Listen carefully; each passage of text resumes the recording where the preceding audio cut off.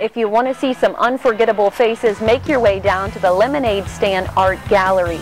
The incredible portraits you see were painted by my guest this morning, Letty Nowak. She is a fixture in the Key West art scene.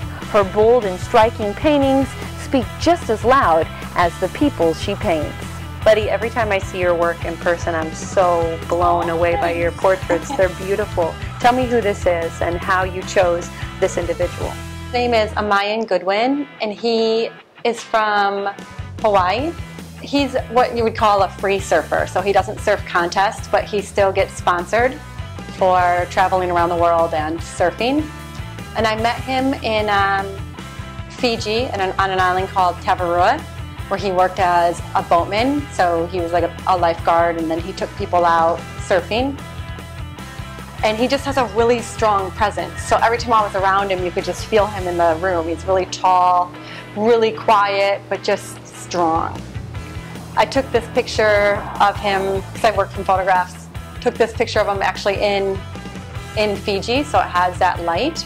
How long did it take you to finish this portrait, Letty? I'm gonna guess like, probably around a week and a half. A week and a half, that's all. Yeah. Well, sometimes I work on several at a time, but if I were to add up the hours, it's between like 40 and 80 hours. But it depends. It totally depends on the person, and I can never tell if it's going to come fast or if it's going to take a really long time. Letty, talk about your goal with each portrait that you paint.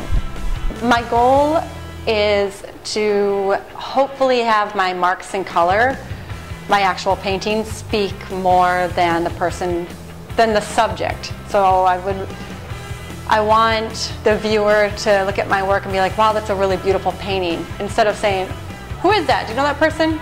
You know?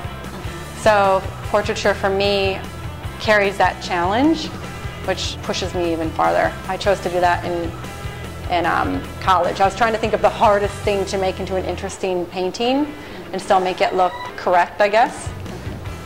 I chose faces.